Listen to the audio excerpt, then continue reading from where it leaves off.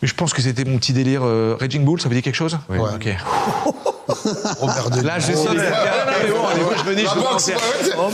Je dis, c'est des rêves du siècle dernier. Il nous a fait un épisode où on passe tous pour des gags. Ah, mais ça y est. Non, mais alors, en faisant une petite... 2 minutes. En fait, l'amnésie de l'époque, vous vous rendez compte ou pas?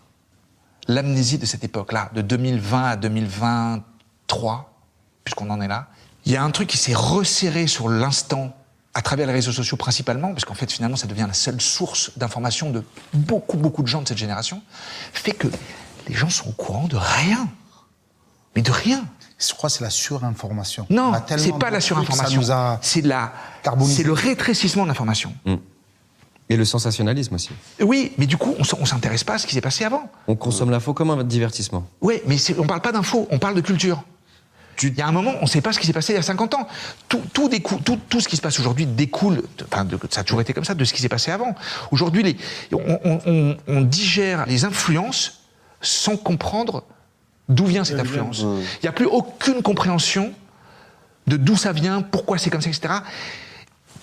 En dehors du fait que c'est un peu triste, je pense que c'est un peu dangereux. Ouais, c'est dangereux. Ouais. Je suis d'accord. Mais je me rends compte en parlant, c'est-à-dire qu'il n'y a vraiment il y a plus aucun contact avec le passé, même pas de 50 ans, c'est pas loin. C'est-à-dire que ça aide à comprendre mieux ce qui se passe aujourd'hui, et même politiquement, même géopolitiquement. C'est-à-dire qu'aujourd'hui, les gens se concentrent sur l'information émotionnelle de l'instant, mais il n'y a plus aucune tentative mais pourquoi on en est arrivé là?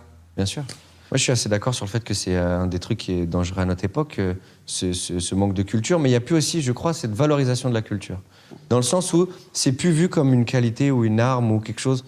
Les gens pensent qu'ils n'en ont pas besoin. Mais alors, moi, j'ai une question à te poser. À ton avis, pourquoi?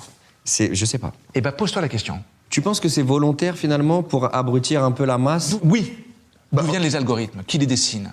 Oui, c'est des gens qui ont pour objectif qu'on passe plus de temps comme ça parce qu'ils nous vendent de la pub. Et peut-être même juste de vendre quelque chose. Souvent des conneries. Oui, c'est vrai.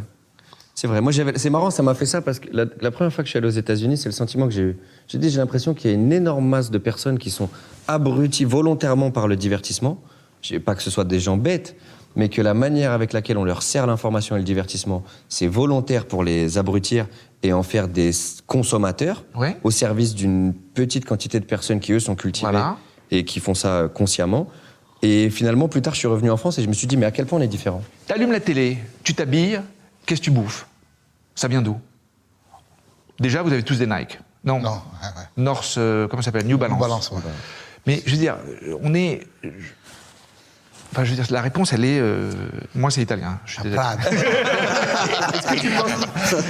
Tu penses qu'en tant qu'artiste, acteur de la culture, on a un rôle à jouer là-dedans, ou c'est une cause perdue, ou c'est...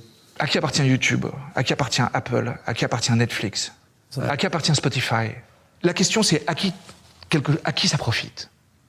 Dans tous les cas, à qui ça profite? Et tu remontes, tac, et puis tu fais, voilà, c'est tout. Non, mais je suis d'accord avec toi qu'il y a quelque chose là-dessus, et je pense qu'on a aussi on a une carte à jouer. Parce que si on est étonnamment à une époque où, maintenant, enfin, pas globalement, mais notamment, j'ai l'impression sur ma génération, quand t'as ça de culture, tu peux aller très loin très vite. Parce que ça te donne tellement une arme en plus, finalement. Alors tu t'imagines si t'as ça? Bah, réussir à faire prendre conscience aux gens que... Ouais, c'est ça, exactement. Si tu connais Jean-Louis Barraud et... Non, mais bon, Jean-Louis Barraud, c'est juste que moi, j'étais vivant à l'époque où il l'était. Non, je comprends, c'est pour... Mais, au-delà même de tout, je pense que c'est juste de... Moi, les trucs que j'essaye d'apprendre à mes enfants, c'est la curiosité et savoir désobéir. Ah, ça m'a filé. Poupouna, désobéir, elle sait. Non, mais la curiosité, je suis d'accord. Non, mais c'est intéressant. Moi, j'aimerais savoir, tes influences en cinéma, elles sont françaises ou plus internationales, genre américaines Elles sont un peu tout. Mais quand même, je me rends compte que ce qui m'a le plus marqué le moment où je l'ai découvert, assez tard, bizarrement, c'est le cinéma italien. Ouais. Alberto Sordi, tout ça. Non, mais le cinéma italien de cette époque-là, en fait, pour moi, c'est le cinéma. Il n'y a pas plus beau que ça. C'est-à-dire que c'est social, c'est formel, c'est politique, c'est drôle, c'est triste. C'est tout, en fait. Il y a tout dans un seul cinéma. Et quand tu regardes bien, finalement, ils utilisent